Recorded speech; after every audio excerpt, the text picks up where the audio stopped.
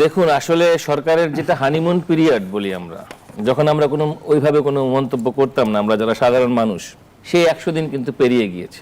এখন হলো আর রেসপন্সিবল হওয়ার সময়, এবং এই সময়টাতে সরকার আসলে তার অগ্রাধিকারের জায়গাগুলো নির্ধারণ করবে। আমাদের সামনে এখন বড় চ্যালেঞ্জ হলো আমাদের দেশের যে বিদ্যমান মূল্যস্ফীতি। এখন পর্যন্ত সরকারি হিসাবে 9.4% হলো আপনার মূল্যস্ফীতির হার, এবং এর ডাইরেক্ট এফেক্ট হলো আমাদের নিত্যপণ্যের যে মূল্য, আমাদের বাড়ি ভাড়া, আমাদের গ্যাস বিদ্যুতের দাম, আমাদের ট্রান্সপোর্টের যে ব্যয় ইত্যাদি। এই জায়গায় সাধারণ মানুষের জীবনের নাভিশ্বাস উঠেছে। অন্যান্য দেশে, ইউরোপের মতো দেশে, জাপানের মতো দেশে কিন্তু তার আগেই থেকে কিন্তু জ্বালানির দামটা কিন্তু বেড়ে গিয়েছিল। বাংলাদেশ সরকার চেষ্টা করেছে এটাকে যতটুকু পারে ততটুকু নিয়ন্ত্রণ করার, অনেকাংশ নিয়ন্ত্রিত হয়েছে, বাকিটা হয়তো বা সামনে নিয়ন্ত্রণ হবে। আর এটা তো অর্থনৈতিকভাবে তো আসলে দেখেন 17 বছর ধরে যে ভঙ্গুর অর্থনীতি, এটাকে তো কপ আপ করতে, এটাকে তো মেরামত করতে একটু সময় লাগবেই আর কি। এই ভঙ্গুর অর্থনীতিকে, এটা একটা চ্যালেঞ্জ। সামনে আমাদের বাজেট আছে, বাজেটের যে ঘোষণা হবে সেটাও একটা চ্যালেঞ্জ। তো অর্থনৈতিকভাবেও এটা মোকাবিলা করার একটা চ্যালেঞ্জের সম্মুখীন হেসে খেলে পার করলে হবে না, কথাটা কিন্তু যথার্থ। নিঃসন্দেহে বাংলাদেশের এই সভাপতি পদে, জাতিসংঘের সাধারণ পরিষদের সভাপতি পদে নির্বাচিত হয় একটা বিরাট গৌরবের ব্যাপার, এবং রাষ্ট্র হিসাবে বাংলাদেশের জন্য অত্যন্ত মর্যাদার একটি বিষয়। এবং আন্তর্জাতিক পরিমণ্ডলে বাংলাদেশের মান মর্যাদা এবং তার যে অ্যাক্সেস, সেটা অনেকখানি বেড়ে গেল। বিশেষ করে যখন আমরা এলডিসি থেকে উত্তরণের কথাবার্তাগুলো যখন হচ্ছে আমাদের এই ব্যাপক অর্থনৈতিক চাপের মধ্যেও, সেই জায়গায় এই বিজয় একটা ইতিবাচক ভূমিকা রাখবে বলে আমি মনে করি। এবং এই জন্য আমি আমাদের নতুন যিনি সভাপতি হয়েছেন তাকে অভিনন্দন জানাই, এবং একই সাথে এর সঙ্গে যারা জড়িত ছিলেন আমাদের কূটনীতিকরা, তাদের পেশাদারিত্ব এবং তাদের সক্ষমতার জন্য তাদেরকে অভিনন্দন জানাই। অসংখ্য ধন্যবাদ জানাচ্ছি আপনাকে। ব্যারিস্টার মাহফুজুর রহমান মিলন, কিভাবে দেখছেন? অবভিয়াসলি এটা একটা, অবশ্যই এটা আমাদের দেশের জন্য একটা গুড নিউজ। উনি 81তম অধিবেশনের সভাপতি নির্বাচিত হয়েছে। তবে আমি এটার সাথে অ্যাড করি যে এখানে এই সভাপতিটা নির্বাচিত হয় কিন্তু আপনার একটা ভোটাভুটি হয়, এবং 190টি দেশ এই ভোটাভুটিতে অংশগ্রহণ করেছিল। তার মধ্যে 99টি দেশ কিন্তু খলিলুর রহমান সাহেবকে কিন্তু ভোটটা দিয়েছে আর কি, বাংলাদেশকে আর কি। আর অপরদিকে সাইপ্রাসের আন্দ্রেয়াস, উনি পেয়েছিল 91টি দেশের সমর্থন। তো অবশ্যই এটা আমাদের দেশের জন্য একটা গৌরবময় একটা ঘটনা এবং একটা বিগ অ্যাচিভমেন্ট বলা যেতে পারে। প্রধানমন্ত্রী যেমনটি নেতাকর্মীদের সতর্ক করে বলেছেন, সামনে অত্যন্ত কঠিন সময়, হেসে খেলে চললে দেশের ক্ষতি হবে। যে সতর্কবার্তা তিনি দিয়েছেন, সেই কঠিন সময় কি আসলে রাজনৈতিকভাবে কঠিন সময় নাকি অর্থনৈতিক কঠিন সময়, কিভাবে দেখছেন? দেখেন, এখানে আমি বলবো দুইটাই, রাজনৈতিকও বলতে পারি এবং সাথে সাথে কিন্তু অর্থনৈতিক। দেখেন, আমরা কিন্তু একটা যে জ্বালানি সংকটের মধ্যে এমন সময় টেক ওভার করা হলো দায়িত্বটা। দেখেন, একটা কিন্তু জ্বালানি সংকটের মধ্যে কিন্তু দেশটা চলা শুরু করলো। এই সময় কিন্তু বিএনপি গভর্নমেন্ট দায়িত্বটা পেয়েছে এবং শুরুর দিকে কিন্তু ভালো মতো ট্যাকেল দিয়েছে, এখনও ট্যাকেল করার চেষ্টা করেছে। এবং জ্বালানির যে দাম বেড়ে গিয়েছিল আপনার 2 দফায় কিন্তু জ্বালানি আমরা দেখেছি যে বেড়েছে। এখানে কিন্তু তার আগে দেখেছি যে গভর্নমেন্ট থেকে কিন্তু ভুতুর্কি দেওয়া হচ্ছিল, এবং বাংলাদেশে যে সময়ে জ্বালানি তেলের দামটা বেড়েছে, অন্যান্য দেশে, ইউরোপের মতো দেশে, জাপানের মতো দেশে কিন্তু তার আগেই থেকে কিন্তু জ্বালানির দামটা কিন্তু বেড়ে গিয়েছিল। বাংলাদেশ সরকার চেষ্টা করেছে এটাকে যতটুকু পারে ততটুকু নিয়ন্ত্রণ করার, অনেকাংশ নিয়ন্ত্রিত হয়েছে, বাকিটা হয়তো বা সামনে নিয়ন্ত্রণ হবে। আর এটা তো অর্থনৈতিকভাবে তো আসলে দেখেন 17 বছর ধরে যে ভঙ্গুর অর্থনীতি, এটাকে তো কপ আপ করতে, এটাকে তো মেরামত করতে একটু সময় লাগবেই আর কি। এই ভঙ্গুর অর্থনীতিকে, এটা একটা চ্যালেঞ্জ। সামনে আমাদের বাজেট আছে, বাজেটের যে ঘোষণা হবে সেটাও একটা চ্যালেঞ্জ। তো অর্থনৈতিকভাবেও এটা মোকাবিলা করার একটা চ্যালেঞ্জের সম্মুখীন হেসে খেলে পার করলে হবে না, কথাটা কিন্তু যথার্থ। অপরদিকে রাজনৈতিকভাবে যদি বলেন আর কি, রাজনৈতিক বিভিন্ন প্রেক্ষাপট দেখা দিচ্ছে, বিভিন্ন ধরনের অনেক ধরনের সিচুয়েশন অ্যারাইজ করছে, যে সিচুয়েশনগুলো হয়তো আগে থেকে প্রিজাম্পশন করা যাচ্ছে না। আমরা দেখছি যে আপনার আইন শৃঙ্খলার কিছুটা অবনতি হচ্ছে, এটা আমরা কোনোভাবে ইগনোর করতে পারবো না। সো এগুলা সব কিছু মিলে কিন্তু আসলে রাজনৈতিকভাবেও মোকাবেলা করার একটা বিষয় আছে আমি বলে মনে করি। আমরা দেখলাম 1 মাসের ব্যবধানে দুইবার জ্বালানি তেলের মূল্য বৃদ্ধি করলো সরকার। সেই জায়গা থেকে বিরোধী দলীয় নেতা এবং জামায়াতের আমির যেমনটি বলেছেন যে সংসদকে পাশ কাটিয়ে সিদ্ধান্ত নেওয়াকে তিনি জনগণের সঙ্গে প্রতারণা ও জুলুম বলে আখ্যা দিয়েছেন। দেখেন এখানে কিন্তু সব সিদ্ধান্ত যে সংসদ থেকে হবে তা না। এখানে যখন জ্বালানি তেলের দামটা বাড়ানো হচ্ছে, এটা কিন্তু এক্সিকিউটিভের একটা সিদ্ধান্ত, পলিসিগত ব্যাপার। এটা আপনার জ্বালানি তেলের দামটা বাড়বে কি বাড়বে না, বা আদৌ প্রয়োজন আছে কি না বাড়ানো, এইটা তো আসলে সংসদে এটা তর্ক বিতর্ক করার বিষয় না। আবার এটাতে জ্বালানি তেলের যে দামটা বাড়ানো হচ্ছে, সেই দামটা তো আসলে এটাও না যে জ্বালানি দাম বৃদ্ধি করার জন্য যে টাকাটা পাওয়া যাবে এটা গভর্নমেন্টের পকেটে ঢুকানো হবে, তাও তো না। এটা প্রয়োজনের জন্য কিন্তু এটা করা হয়েছে। তবে হ্যাঁ, আমাদের প্রত্যাশা যে এটা যেন নিয়ন্ত্রিত থাকে। আমাদের প্রত্যাশা জ্বালানি তেলের দাম অবশ্যই বারবার যদি এটা বৃদ্ধি করা হয়, এটা একটা নেগেটিভ ইফেক্ট আছে। আমাদের প্রত্যাশা থাকবে এটা যেন একটা নিয়ন্ত্রিতভাবে এটা বৃদ্ধি করা হয়।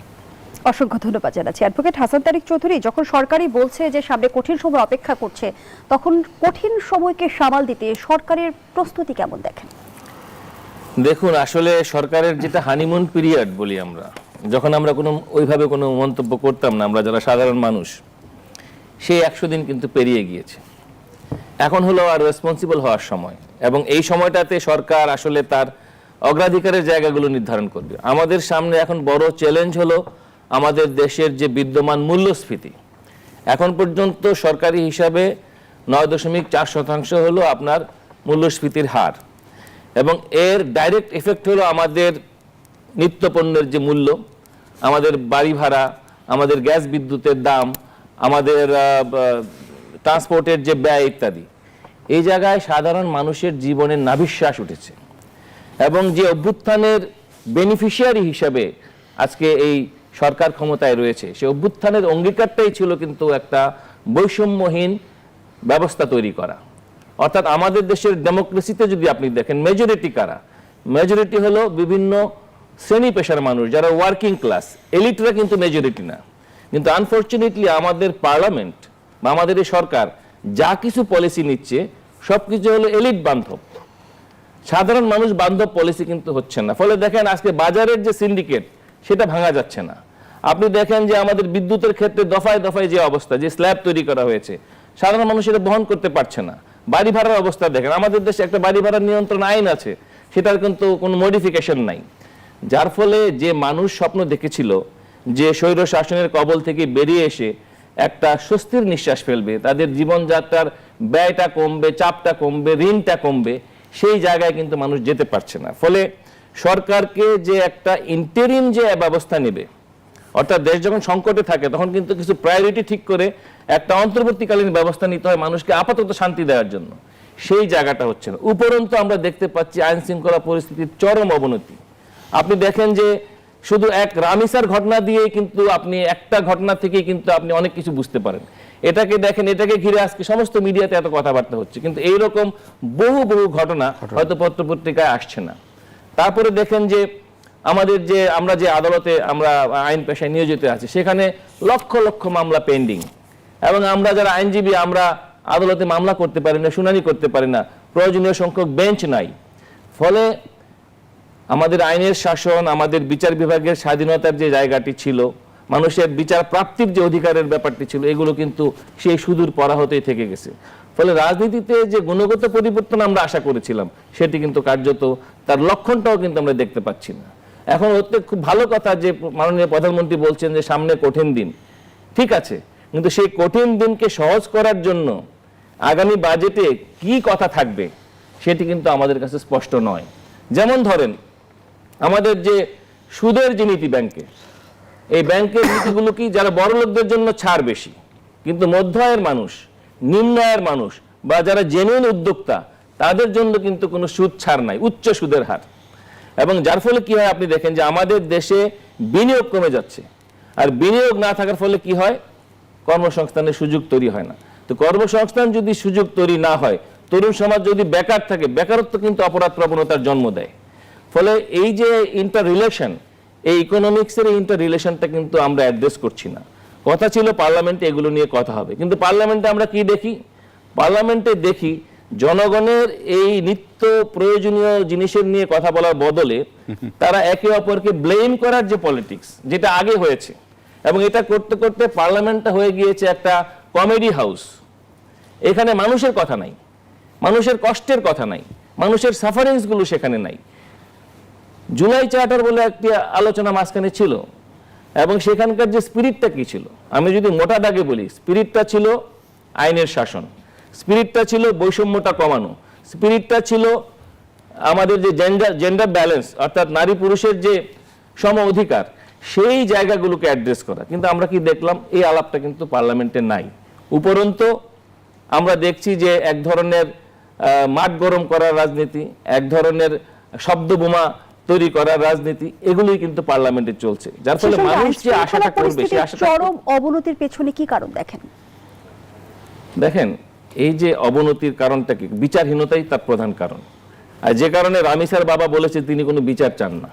কেন বলেছেন? এটা তার হতাশা থেকে তিনি কিন্তু বলেছেন। তিনি জানেন যে অপরাধীরা নানাভাবে কিন্তু তাদের সিন্ডিকেট থাকে, তাদের নেক্সাস থাকে, তারা কিন্তু আইনের ফাঁক ফোকর গলিয়ে তারা বের হয়ে যায়।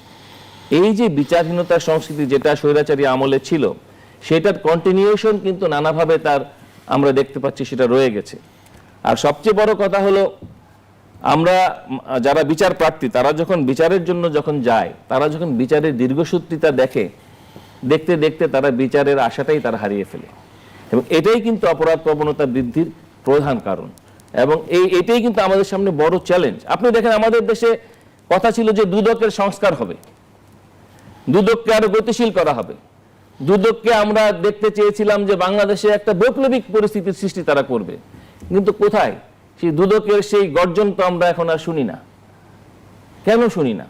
তার কারণটা হলো, তাকে যে পরিমাণ অথরিটি দেওয়ার কথা ছিল, তাকে যে পরিমাণ শক্তি সামর্থ্য দেওয়ার কথা ছিল, যেটা সংস্কারের প্রস্তাবনায় ছিল, সেই শক্তি সামর্থ্য কিন্তু দেওয়া হয়নি। যেমনটা আমরা দেখেছি যে আমাদের বিচার বিভাগের জন্য যখন পৃথক সচিবালয়ের কথাটা যখন থেমে গেল, বলা হলো যে এটাকে আমরা আরো পাওয়ারফুল করে ভবিষ্যতে নিয়ে আসব, সেই ভবিষ্যৎ কিন্তু এখনো স্পষ্ট নয়।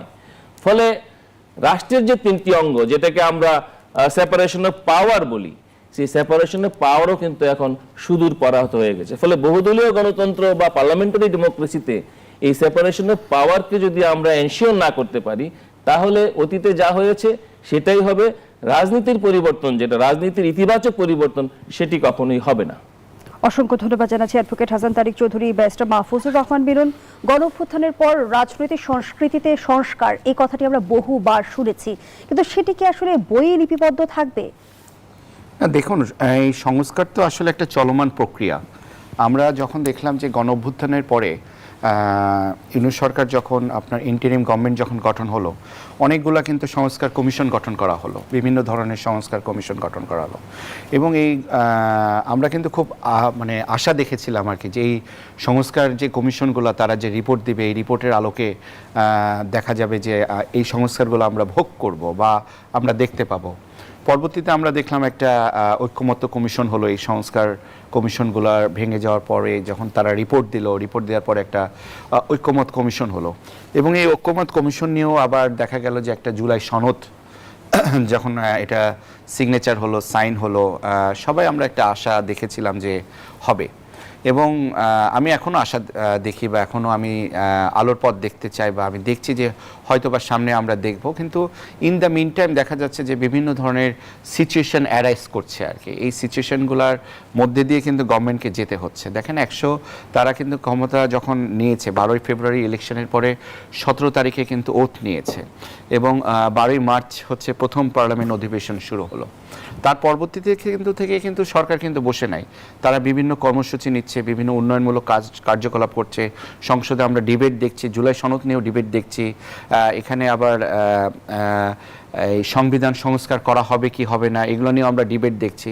কিন্তু আসলে আমরা সাধারণ যারা জনগণ আছি, আসলে আমরা দেশে যেটা চাই সেটা হচ্ছে শান্তি, শৃঙ্খলা। আসলে দেখেন, রাজনৈতিক অচলাবস্থা, ভঙ্গুর অর্থনীতি, দুর্বল আইন শৃঙ্খলা, সামাজিক বিভাজন, এইগুলা থাকা অবস্থায় কিন্তু এই বিএনপি গভর্নমেন্ট কিন্তু আসলো। এই বিএনপি গভর্নমেন্ট এসে তাদেরকে সময় দিতে হবে। হ্যাঁ, একটা জিনিস কথা বলা যেতে পারে যে 100 দিন তো হয়ে গেছে, আর কত? 100 দিনটা একটা মানে গভর্নমেন্টের জন্য ইনাফ না। একটা গভর্নমেন্টের জন্য 100 দিনই যে অলৌকিক কিছু করে ফেলতে পারবে, দেশকে পুরোপুরি ডাইভার্ট করে ফেলতে পারবে, দেশকে পুরোপুরি চেঞ্জ করে ফেলতে পারবে, আসলে তা কিন্তু সম্ভব না এত সহজে। কারণ আপনি জানেন যে 17 বছর ধরে প্রতিটা মন্ত্রণালয়, প্রতিটা সেক্টর কুড়ে কুড়ে আপনার কিন্তু এই শেষ করা হয়েছে, প্রতিটা জায়গা কিন্তু নষ্ট করা হয়েছে।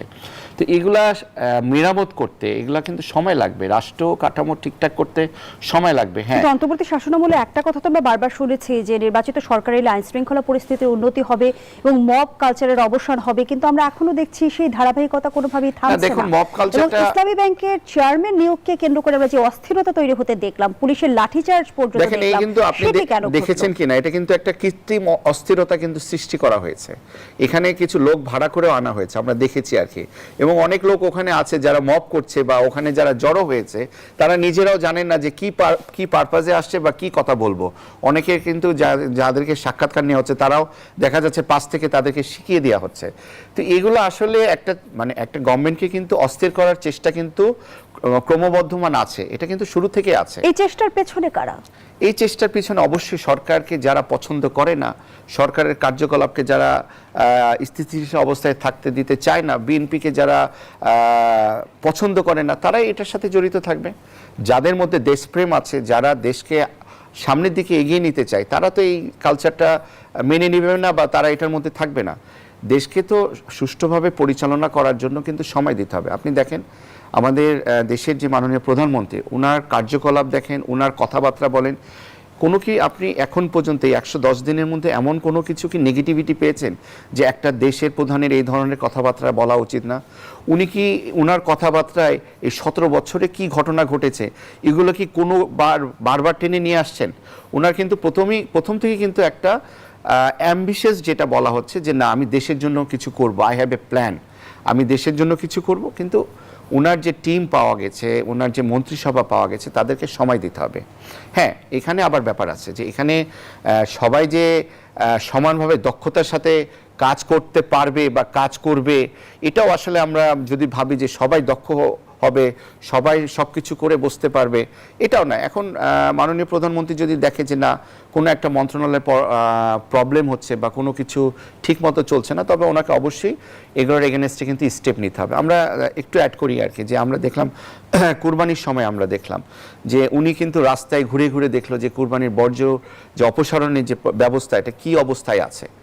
এবং উনি কিন্তু সাথে সাথে দুইজনকে কিন্তু সাসপেন্ডও করলো যখন দেখলো যে না, ঠিকমতো হয়নি। আপনি দেখেন এবার কিন্তু কুরবানির যে বর্জ্য ব্যবস্থাপনা কিন্তু আমার কাছে মনে হয়েছে, আমি জানি না আমার সহ-আলোচকের কাছে কি মনে হবে, আমার কাছে মনে হয়েছে আগের থেকে অনেক বেটার হয়েছে। এবার যে কুরবানির পরপর যে বর্জ্য ব্যবস্থাপনা দূর করার যে ব্যবস্থাটা, সেটা কিন্তু আগের থেকে বেটার। এবং একটা দেশের প্রধানমন্ত্রী এভাবে ঘুরছে, ঢাকা শহর ঘুরে ঘুরে এগুলো যে দেখছে, হ্যাঁ, আরও হয়তো বা আরও কিছু ডেভেলপ করা যেতে পারতো, সারা বাংলাদেশে বর্জ্য ব্যবস্থা আরো ভালো করা যেতে পারতো। It will take time. অসংখ্য ধন্যবাদ জানাচ্ছি ব্যারিস্টার মাহফুজুর রহমান মিলন, অ্যাডভোকেট হাসান তারিক চৌধুরী। যেমনটি ব্যারিস্টার মাহফুজুর রহমান মিলন তুলে ধরছিল প্রধানমন্ত্রীর ইতিবাচক রাজনীতির কথা, কিন্তু মুদ্রার ওপিঠে আবার আমরা দেখতে পাচ্ছি যে পার্বত্য চট্টগ্রাম বিষয়ক মন্ত্রণালয়ে ক্ষমতার দ্বন্দ্ব ও অভ্যন্তরীণ বিরোধের কারণে মন্ত্রী দীপেন দেওয়ান পদত্যাগ করেছেন। মাত্র 3 মাসের ব্যবধানে ক্ষমতার দ্বন্দ্ব কিংবা অভ্যন্তরীণ কোন্দল কি বার্তা দেয়?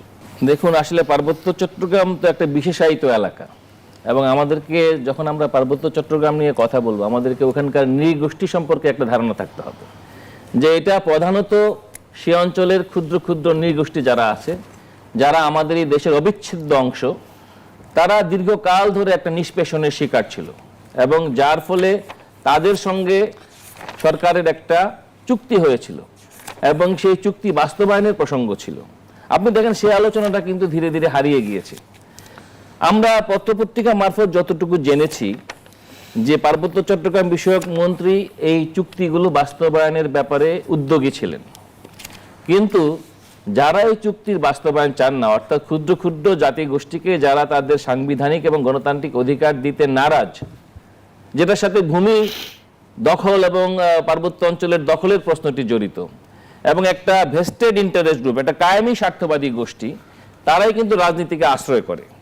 যে কথাটা হচ্ছিল যে রাজনীতিতে গুণগত পরিবর্তনটা কিভাবে হয়, গুণগত পরিবর্তন 2 রকম হতে পারে, একটা হলো খারাপ পরিবর্তন আর একটা হলো ভালোর দিকে পরিবর্তন। আমরা দেখতে পাচ্ছি যে আগের মতোই পলিটিক্সে মৌসুমী নেতাদের ভিড় বেড়ে যাচ্ছে, সুবিধাবাদীদের ভিড় বেড়ে যাচ্ছে, এবং তারাই আস্তে আস্তে দেখা যাচ্ছে যে গোটা চিন্তাটাকে, গোটা রাজনীতিটাকে ধীরে ধীরে অক্টোপাসের মতো গ্রাস করে ফেলছে। এবং এরকম একটি পরিস্থিতি কিন্তু আমরা পত্রপত্রিকার মারফত চট্টগ্রামের পার্বত্য চট্টগ্রাম বিষয়ে দেখতে পেয়েছি। যদিও বলা হয়েছে যে তিনি স্বাস্থ্যগত কারণে পদত্যাগ করেছেন, কিন্তু পত্রপত্রিকা কিন্তু বলছে ভিন্ন কথা, যে সেখানে তাদের ইন্টারনাল অনেক কনফ্লিক্ট এবং ইত্যাদি ছিল।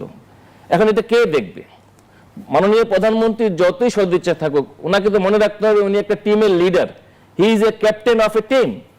এখন এই টিমের যে কারো ফেলিওর বা যে কারো ব্যর্থতার দায় কিন্তু ক্যাপ্টেনকে নিতে হয়, যদিও ক্যাপ্টেন ব্যক্তিগতভাবে তার জন্য দায়ী নন। আজকে আমরা একটা দক্ষ ক্যাপ্টেন্সি চাই এবং ফলাফলই বলে দেবে যে ক্যাপ্টেন কতটা সফল হতে পেরেছে। যেমন আপনি ধরেন, বলছিলেন যে রাজনীতিতে হুট করে আসলে হাইব্রিড নেতাকর্মীদের উত্থান হয়েছে, সেই জায়গা থেকে যদি জানতে চাই গণতন্ত্রের স্ট্যান্ডার্ডে আমরা কোথায় অবস্থান করছি? আমরা কি ট্রানজিশনাল পিরিয়ডে এখনো আছি, নাকি হাইব্রিড গণতন্ত্রই অবস্থান? হাইব্রিড তো একটু আপগ্রেডেড স্কেল, তার মানে এখানে ভালো আছে আবার মন্দ আছে, কিন্তু আমরা আসলে একেবারে প্রান্তিক অবস্থানে আছি। যেমন ধরেন, রাজনীতি তো কোনো পেশা হতে পারে না, বা রাজনীতি কখনো আয়ের উৎস হতে পারে না, রাজনীতি ধনী হওয়ার রাস্তা হতে পারে না। এবং আমি মনে করি যে যারা রাজনীতি করবে তাদের সুনির্দিষ্ট কোনো পেশা থাকা উচিত, এবং তার পেশা থেকে তিনি তার আয় করবেন, সংসার চালাবেন এবং দেশের সেবার জন্য তিনি রাজনীতিতে অবদান রাখবেন। কিন্তু আমাদের দেশের গণতন্ত্র হয়েছে কি, রাজনীতি হলো ধনী হওয়ার এবং টাকাওয়ালা হওয়ার একটা মাধ্যমে পরিণত হয়েছে। এখানেই হলো গণতন্ত্রের সমস্যাটা। এবং এইটা আমাদের দেশের মানুষ বিশ্বাস করে, যে সাধারণ মানুষ যে যারা রাজনীতি করে তারা শুধুমাত্র টাকাওয়ালা হওয়ার জন্যই রাজনীতি করে, এটা মানুষের পারসেপশন হয়ে গিয়েছে। এটা ভাঙবেন আপনি কিভাবে? তার জন্যই কিন্তু আমরা রাজনৈতিক সংস্কৃতির বদলের কথা বলি, যে যারা রাজনীতি, প্রত্যেকটি দলেই এক ধরনের রিফর্ম দরকার, অর্থাৎ যারা কন্ট্রিবিউট করতে পারবে দেশের জন্য, দলের জন্য, সেটি করতে হবে, এবং দলের ভিতরে যে গণতন্ত্র সেটিও আনতে হবে। কিন্তু দুঃখজনক হলো যে আমরা অনেক বড় বড় বলি, পার্লামেন্টে বলি, রাজনীতির ময়দানে বলি, জনসভার মঞ্চে বলি। আমি একটু স্মরণ করিয়ে দিতে চাই যে আমাদের জাতীয় কবি, বিদ্রোহী কবি কাজী নজরুল ইসলাম 1925 সালে আমার কৈফিয়ত নামে একটি কবিতায় তিনি বলেছিলেন, ক্ষুধাতুর শিশু চায় না স্বরাজ, চায় শুধু এক মুঠো ভাত আর একটু নুন। তা আমরা যখন বড় বড় গণতন্ত্রের বুলি দেই, আমরা কিন্তু ভুলে যাই যে এই দেশে অনেক বেকার যুবক রয়েছে যারা একটা চাকরি চায়, এই দেশে অনেক লক্ষ লক্ষ শ্রমিক রয়েছে যারা ন্যায্য মজুরি চায়। কথা ছিল এই জায়গাগুলোতে পরিবর্তন হবে, এবং যদি বেকারত্ব আমরা দূর করতে পারতাম, যুবকদের হাতে কাজ তুলে দিতে পারতাম, তাহলে কিন্তু হাইব্রিড গণতন্ত্র বা হাইব্রিড পলিটিশিয়ানের জন্ম এখানে হতো না। এই সমস্ত হাইব্রিড পলিটিশিয়ানরা কি করে? তারা বেকার যুবকদেরকে ব্যবহার করে তাদের অনুগত কর্মী বা বাহিনী হিসাবে, এবং এটাই কিন্তু গণতন্ত্রকে বিনষ্ট করে। আমাদের যে বিশাল যুবশক্তি, কর্মশক্তি রয়েছে, এটাকে কিন্তু আমরা একটা বিরাট মানব সম্পদে পরিণত করতে পারি। আমাদের পাশের দেশ চায়না, আপনি চীন দেশে যান, গিয়ে দেখবেন যে এত বড় জনগোষ্ঠী তারা কিভাবে সামাল দিচ্ছে। এবং এই চীন আজকে সারা পৃথিবীতে একটা অর্থনৈতিক পরাশক্তি, সুই থেকে শুরু করে উড়োজাহাজ পর্যন্ত সবকিছু তারা বানায়, এবং তারা তাদের দেশের প্রতিটি মানুষের মুখে তারা কিন্তু খাবার তুলে দিচ্ছে, থাকার জায়গা দিচ্ছে, এবং তারা সারা পৃথিবীর সামনে উদাহরণ সৃষ্টি করছে যে ইংরেজি ভাষা না শিখেও শুধুমাত্র নিজের ভাষায় তারা প্রযুক্তিতে শীর্ষে। কিভাবে তারা করতে পারলো? আমরা সেখান থেকে কি শিখতে পারি না? ফলে আমাদের দেশের মন্ত্রী এমপিরা তো পৃথিবীর অনেক দেশে সফরে যায়, তারা কি শিখে আসেন এবং সেটা শেখার পরে আমাদের দেশে তারা কিভাবে প্রয়োগ করেন? দুঃখজনক হলো আমাদের মন্ত্রী এমপিরা যখন রাজপথে থাকেন তখন তাদেরকে পাওয়া যায়, কিন্তু মন্ত্রী এমপি হওয়ার পরে তাদেরকে আর কিন্তু খুঁজে পাওয়া যায় না। তাদেরকে পাওয়া যায় টেলিভিশনে, তাদেরকে পাওয়া যায় বড় বড় কোনো রাষ্ট্রীয় অনুষ্ঠানে কিংবা জনসভার মঞ্চে। কিন্তু তাদেরকে যদি একটু আমরা জনগণের কাতারে আনতে পারতাম, তাহলে কিন্তু তারা বুঝতে পারতো জনগণের বেদনাটা কোথায়। জনগণ কিন্তু এত বড় বড় বুলির ধার ধারে না, তারা একটা সাধারণ ছিমছাম একটা শান্তিপূর্ণ জীবন চায়। সেই জীবনের জন্যই কিন্তু বারবার অভ্যুত্থান হয়েছে, সেই জীবনের জন্যই কিন্তু মানুষ প্রাণ দিয়েছে, কিন্তু সেই প্রাণগুলো বারবার বৃথা হয়ে যায়। অসংখ্য ধন্যবাদ জানাচ্ছি অ্যাডভোকেট হাসান তারিক চৌধুরী। ব্যারিস্টার মাহফুজুর রহমান মিলন, বাজেট প্রসঙ্গে একটু প্রশ্ন রাখতে চাই। আমরা যেমনটি জানি আগামী 11 জুন 2026-27 অর্থ বছরের প্রস্তাবিত বাজেটের আকার ধরা হয়েছে 9,38,000 কোটি টাকা। বলাই যায় যে বিশাল অঙ্কের বাজেট, এবং প্রতি বছরই তো আমরা দেখি যে বড় অঙ্কের বাজেটের লক্ষ্যমাত্রা নির্ধারণ করা হয়, তার বেশিরভাগই বাস্তবায়ন হয় না। সরকারের কাছে এবার কি ম্যাজিক বুলেট রয়েছে? না দেখুন, এখানে বর্তমান যে 55তম বাজেটটা হবে আর কি, সেটা হচ্ছে আপনার 11 জুন এক্সপেক্টেড ধরা হয়েছে আর কি, এবং এই বাজেটের যে পরিমাণ সেটা ধরা হয়েছে 9,30,000 কোটি টাকা। এবং তার আগের যদি দেখি যে হঠাৎ করে 9 লাখ কিভাবে হয়, তাহলে আপনাকে দেখতে হবে এর আগের অর্থ বছরের বাজেটটা কত ছিল। এর আগের অর্থ বছরে বাজেটটা ছিল, ডক্টর সালেউদ্দিন সাহেব তখন দিয়েছিল, উপদেষ্টা ছিল, অর্থ উপদেষ্টা, উনি তখন বাজেটটা দিয়েছিল 9,90,000 কোটি টাকা। তো এবার বাজেটের পরিমাণটা বেশি। দেখেন, একটা বাজেটের কিন্তু দুইটা ভাগ থাকে, এটা আমাদেরকে একটু বুঝতে হবে, কারণ আমরা অনেক সাধারণ জনগণ আমরা কিন্তু অনেক সময় বুঝতে পারি না কি।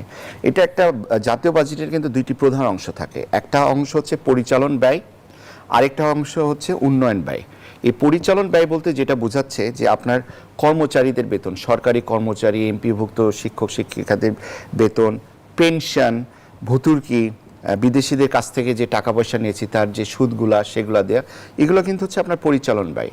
অন্যদিকে উন্নয়ন ব্যয় যেটাকে বলা হচ্ছে আপনার বার্ষিক উন্নয়ন কর্মসূচি, এডিবি, অ্যানুয়াল ডেভেলপমেন্ট প্ল্যান, এটারও জন্য কিন্তু একটা থোক বরাদ্দ থাকে আর কি। তো বাজেট যত বড় হবে তাহলে আমরা ধরে নিতে পারি যে এই যে উন্নয়ন যে প্ল্যানগুলো আছে সেই উন্নয়ন প্ল্যানগুলো অবশ্যই বেশি, এবং এই উন্নয়ন প্ল্যান যদি বেশি হয় তাহলে বাজেটের আকার কিন্তু অবশ্যই বৃদ্ধি পাবে, বড় হবে। আমরা তো বাজেটের ঘাটতিও বিশাল দেখছি। ঘাটতি এখানে আমি বলছি, সরকারকে বৈশ্বিক অভ্যন্তরীণ ঋণও নিতে হচ্ছে। এটা আমাকে একটু শেষ করতে দেন আগে। তাহলে আমরা ধরে নিচ্ছি যে আমাদের যে উন্নয়ন যে ব্যয়টা আছে, এডিবির পরিমাণটা বেশি। এখন এডিবির পরিমাণটা তো বেশি হলে হবে না, এটার জন্য যে আমাদের যে টাকার প্রয়োজন সেই টাকাটা আসবে কোথা থেকে? আমরা জানি যে এই টাকাগুলো ম্যাক্সিমাম বাংলাদেশের যে টাকাগুলো আসে সেটা রাজস্ব খাত থেকে আসে। এই রাজস্ব খাত থেকে, যে রাজস্ব খাতের কিন্তু আবার অনেকগুলো স্ল্যাব আছে। আমরা রাজস্ব কোথা থেকে পাই? শুধু মানুষ ইনকাম ট্যাক্স যে দিচ্ছে তা থেকে না, আমরা যে রেস্টুরেন্টে খাচ্ছি, ভ্যাট দিচ্ছি, এখান থেকেও কিন্তু রাজস্ব খাত আসছে, আমদানি শুল্ক আসছে, সম্পূরক কর আসছে, মূল্য সংযোজক কর আসছে, রপ্তানি কর আসছে, এগুলো থেকে কিন্তু আমাদের কিন্তু আসছে। তারপরে যে ঘাটতিগুলো থাকে সেই ঘাটতিগুলো আমরা বিদেশিদের কাছ থেকে অনেক সময় লোন নিয়ে থাকি, ঋণ নিয়ে থাকি, সেগুলো আবার কিন্তু আমাদেরকে পূরণ করতে হয়, ব্যাক দিতে হয়। কিন্তু আসলে বাজেটের আকার মানে বাজেটের আকার যাই হোক না কেন, বাজেটের আকার যদি একটু বেশি হয়, এটা আমাদের কাছে মনে হয় যে হ্যাঁ, এটা অবশ্যই ভালো, যে উন্নয়নমূলক কর্মকাণ্ড হবে। কিন্তু শুধু উন্নয়নমূলক কর্মকাণ্ড করলে হলেই তো হবে না, এটার সাথে কিন্তু আপনার বাস্তবায়নে নজর দেওয়া প্রয়োজন আছে, যে ওই যে টাকাটা ধরা হয়েছে ওই টাকার মধ্যেই এই বাস্তবায়নটা হয়েছে কিনা, কাজটা হয়েছে কিনা, এটাই হচ্ছে আমাদের জন্য মেইন চ্যালেঞ্জ। আমি যে টার্গেট করেছি 9,30,000, সেটা আমার রাজস্ব খাত থেকে আমি আনতে পারবো কিনা, এটা হচ্ছে মেইন চ্যালেঞ্জ। প্রতি বছরই তো আমরা দেখি যে সেই লক্ষ্যই বাস্তবায়ন হয় না। সেটা ঘাটতি কিন্তু প্রতি বছর থেকে যাচ্ছে। এই ঘাটতিটা তো এখন দেখেন, আমি প্রথমেই বলেছি, এখন কিন্তু বিএনপি সরকার আসছে, ঠিক আছে। আমরা দেখি ওনারা যে বাজেটটা দিয়েছে, এই বাজেটটার যে টার্গেট, সেই টার্গেট অনুযায়ী রাজস্ব খাত থেকে টাকাটা তুলে আনতে পারে কিনা, সেটার জন্য তো আমাদেরকে দেখতে হবে সামনে তারা কি করে। এখন আমরা আগে থেকেই তো তাদেরকে দায়ী করে বসতে পারি না যে তারা ফেলোর হয়ে গেছে, এত টাকা কেন। So we have to see, আমাদেরকে দেখতে হবে, ওয়েট করতে হবে। যে বাজেট দিয়েছে অবশ্যই উন্নয়নমূলক বাজেট দিবে। আমরা এক্সপেক্টেড করি যে এই বাজেটের যে টাকাটা আছে সেটা রাজস্ব খাত থেকে প্রপারভাবে আসবে। আমরা যতটুকু পারি কম সংখ্যক বিদেশিদের কাছ থেকে ঋণ নিব, এরকম আশা আমরা করতে পারি। অসংখ্য ধন্যবাদ জানাচ্ছি আপনাকে অ্যাডভোকেট হাসান তারিক চৌধুরী। যেমনটি অর্থমন্ত্রী বাজেট প্রসঙ্গে জানিয়েছেন, 2026-27 অর্থ বছরের বাজেটের মূল দর্শনই হবে অর্থনীতির গণতন্ত্রীকরণ এবং নিম্ন আয়ের মানুষের ক্ষমতায়ন। কিন্তু বর্তমান অর্থনৈতিক বাস্তবতা উপেক্ষা করার তো কোনো সুযোগ নেই। এই ভঙ্গুর অর্থনৈতিক বাস্তবতায় এই বাজেট কতটা বাস্তবসম্মত? দেখেন, এটা তো আপনি গণিতের কথা বললেন, তো গণিতের একজন বিখ্যাত ব্যক্তি ছিলেন শুভঙ্কর বলে তার নাম। আমাদের বাংলাদেশে একটা প্রচলিত গান আছে যে জানতাম যদি শুভঙ্করের ফাঁকি আমার ঘরে পড়তো না ভাই শূন্য। তা আমরা জনগণ আমাদের শুভঙ্করের ফাঁকিটা আমাদের জানা নাই এবং আমাদের ভাগে সবসময় শূন্যই পড়ে। বারবার বাজেট আসে, বারবার বাজেট যায়, আম পাবলিকের ভাগ্যে শূন্যটাই পড়ে থাকে। কেন সেটা হয়? এই কারণে বাজেটের একটা ফিলসফি থাকে, যেটাকে বাজেটের দর্শন আমরা বলে থাকি। বাজেটের ফিলসফিটা কি বলা হচ্ছে এবার? অর্থনীতির গণতন্ত্রীকরণ। খুবই সুমিষ্ট কথা। গণতন্ত্র মানে কি? মেজরিটির শাসন। এই দেশে মেজরিটি কারা? শ্রমজীবী, কৃষক, খ্যাত মজুর এবং বিভিন্ন পেশাজীবীরা। তাহলে এই তাদের জন্য আপনি কি নিরাপত্তা জাল তৈরি করলেন? আপনি কি বলতে পারবেন, আপনার কি সেই নির্দেশনা আছে যে আগামী বাজেটে আমাদের দেশের যারা খেটে খাওয়া মজুর, তারা ব্যাংক থেকে উইদাউট মর্টগেজ তারা এত টাকা করে লোন নিতে পারবে? সেই ইন্ডিকেশন কি আছে? আমাদের দেশের আইনজীবীরা, তারা ব্যাংক থেকে কোনো পার্সোনাল লোন নিতে পারে না, কারণ আমাদের ভারপ্রাপ্ত সম্পাদক উনি আছেন, উনি আরো ভালো জানেন যে বার কখনো গ্যারান্টার হবে না, কিন্তু সেই বিধান কি করা যায় না যে একজন সুপ্রিম কোর্টের একজন আইনজীবী ব্যাংক থেকে 20 লক্ষ টাকা পার্সোনাল লোন নিতে পারবে এবং বার তার গ্যারান্টার হবে? কি সমস্যা? এগুলো পলিসি ম্যাটার। তো এই পলিসি ম্যাটার দিয়েই কিন্তু, অথচ এই আইনজীবীদের ছাড়া কিন্তু কোনো ব্যাংক চলে না। প্রত্যেকটি ব্যাংকে দেখেন আইনজীবীদের রাখতে হয় এবং তারা তার অবিচ্ছেদ্য অংশ। এবং সরকার যে রাজস্বটা জনগণের কাছ থেকে পায়, সে রাজস্ব আদায়েও কিন্তু আইনজীবীদের একটা বিরাট কন্ট্রিবিউশন আছে, কিন্তু আইনজীবীদের বেলায় দেখেন শূন্য। এই যে শূন্য, এই শূন্য থেকেই শুরুটা করতে হবে। আমরা মাননীয় প্রধানমন্ত্রী যে বলেন আই হ্যাভ এ প্ল্যান, প্ল্যানগুলো তো এগুলো হওয়া উচিত। আজকে আমাদের দেখেন ডাক্তাররা সবচেয়ে ভালনারেবল, ইঞ্জিনিয়াররা ভালনারেবল, আমাদের দেশের যারা আপনার প্রকৌশলী বা যারা ধরেন পেশাজীবী আছে, সাংবাদিক আছে, তারা ভালনারেবল। ভালো অবস্থায় কারা আছে? চাঁদাবাজরা। ভালো অবস্থায় কারা আছে? যারা দুর্নীতি করে কালো টাকার পাহাড় করেছে, তারা ভালো অবস্থায় আছে। ফলে এই যে দুর্নীতির যে সাইকেল, এই সাইকেলকে অ্যাড্রেস করলেই কিন্তু বাজেটের অনেক সমস্যা মিটে যায়। যেমন আমাদের এবারে বাজেটে ব্যয় ব্যবস্থাপনায় সরকারের মূল পদক্ষেপ কি হওয়া জরুরি? আমরা যদি সরকারের ব্যয় ব্যবস্থাপনার ক্ষেত্রে পদক্ষেপের বিষয়গুলো জানতে চাই, কারণ কিংবা অতীতে দেখেছি যে মেগা প্রজেক্টের নামে কিভাবে মেগা দুর্নীতি হয়েছে, সে সঙ্গে ব্যাংক ডাকাতি, অর্থ পাচার সবকিছু সমান তালে চলেছে। সেই জায়গা থেকে এবারে ব্যয় ব্যবস্থাপনার ক্ষেত্রে সরকারের কি পদক্ষেপ নেওয়া জরুরি? দেখেন, সরকারকে নতুন করে বাইসাইকেল আবিষ্কার করতে হবে না, কারণ এই ব্যয় ব্যবস্থাপনার জন্য বিশ্ব স্বীকৃত ব্যবস্থাপনা রয়েছে। সেটি কি? যেটাকে বলা হয় ড্যাশবোর্ড মনিটরিং। যখন কোনো প্রকল্প ব্যয় আপনি হাতে নেন, সেটাকে মনিটর করার জন্য একটা ওয়ার্ল্ড ওয়াইড স্বীকৃত একটা সফটওয়্যার আছে, একটা সিস্টেম আছে। আপনি এই সিস্টেমের মধ্যে যদি যান, তাহলে আপনি সহজেই ব্যয় ব্যবস্থাপনা করতে পারেন। সমস্যাটা হলো, আমরা তো অতীতে দেখেছি বালিশ পর্দা, এই গল্প তো আমরা সবাই জানি। কিন্তু এখন যে মেগা প্রকল্পগুলো নেওয়া হচ্ছে, আপনি দেখেন যে দেশের শীর্ষস্থানীয় পত্রিকাগুলো কিন্তু লিখছে যে এই মেগা প্রকল্পের কোনো জাস্টিফিকেশন নাই। যেমন আমাদের পদ্মা ব্যারেজ 35,000 কোটি টাকা ব্যয়ে পদ্মা ব্যারেজের কথা বলা হচ্ছে যে এইটা নিজস্ব অর্থায়নে করা হবে। নিজস্ব অর্থায়ন মানে কি? জনগণের পকেট কাটো। জনগণের পকেট কাটার বেলায় কাদের পকেট আগে কাটা হবে? যারা বড় বড় ধনী লুটেরা, কালো টাকার মালিক, যাদের 50টা ইন্ডাস্ট্রি, তাদের পকেট কাটা হবে না।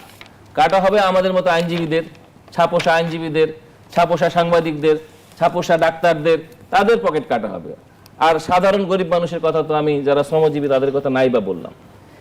এই যে ব্যয় ব্যবস্থাপনার জন্য যে টাকাটা আপনি যাদের কাছ থেকে নিচ্ছেন, যে ট্যাক্সেশন, এইটা কতটা ন্যায্যতার ভিত্তিতে হচ্ছে, এইটা কতটা গণতান্ত্রিকভাবে হচ্ছে।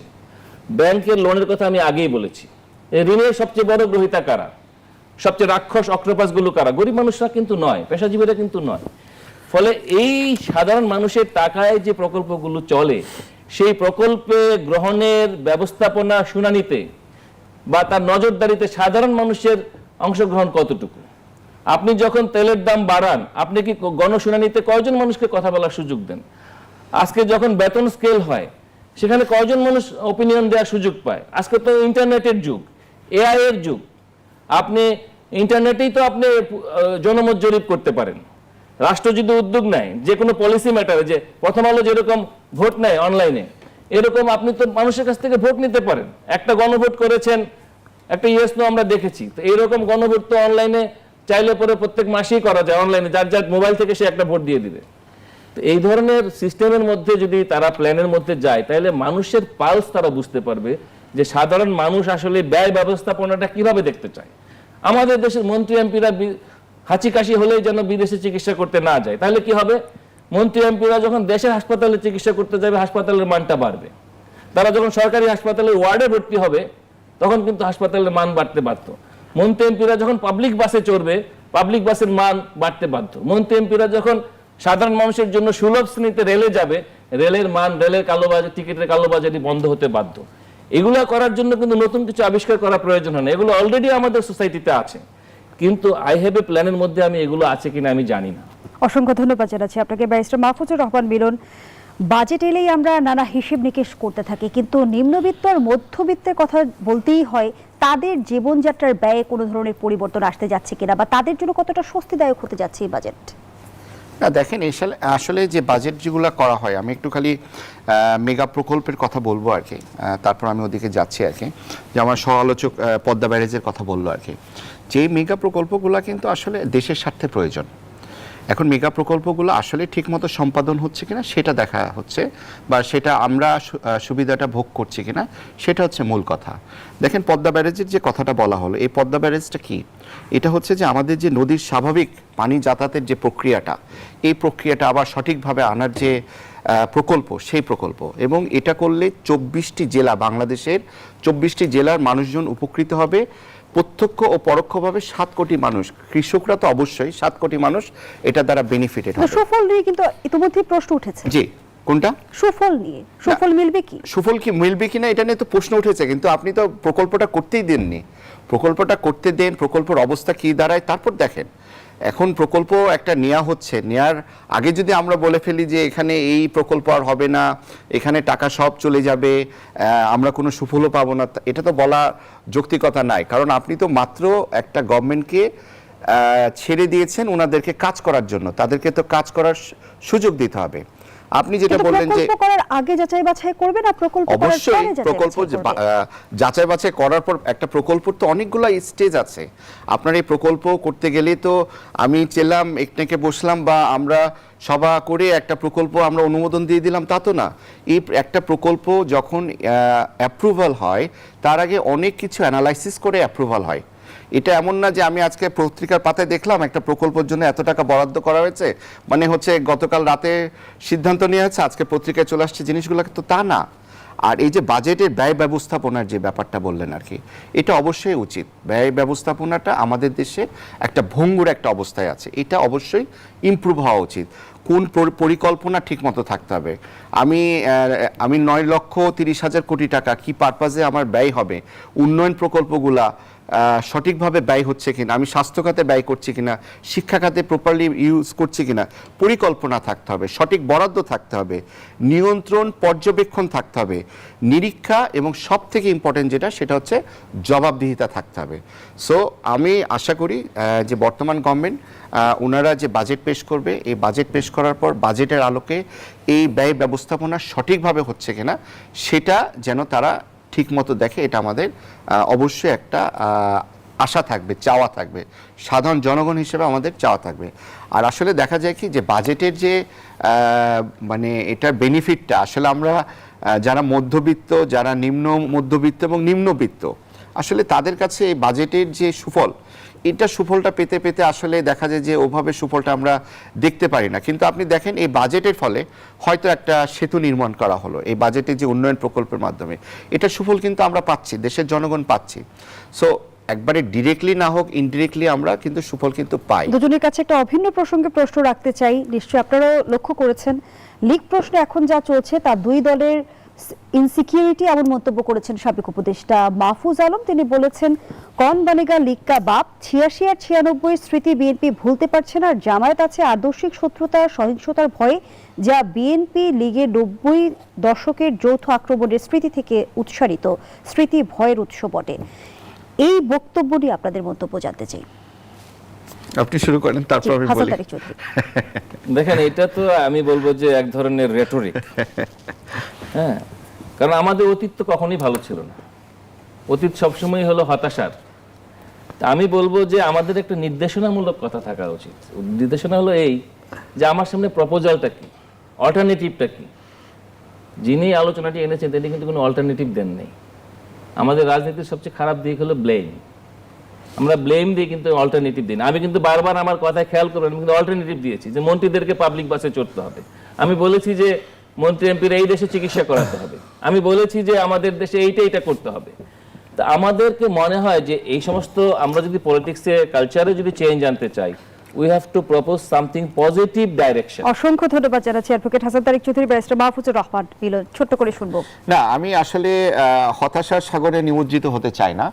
আমি আশা দেখতে চাই। আমি আসলে বর্তমান সরকার যেভাবে দেশ চালাচ্ছে আমার মনে হয় তারা সঠিকভাবে চালাচ্ছে। হ্যাঁ, কিছু অবশ্যই আইন শৃঙ্খলার অবনতি হয়েছে এবং বর্তমান সরকারকে এদিকে ফোকাস করতে হবে। তবে আমি আশা রাখতে চাই যে সামনের দিন ইনশাল্লাহ আমরা আগে যে জিনিসগুলো ঘটেছে, আমরা বারবার যে জিনিসগুলো দেখে আসছি, মানে যে খারাপ জিনিসগুলো, যে নেগেটিভিটিগুলো দেখে আসছি, আমরা আশা করি সামনের দিকে এগুলো দেখব না।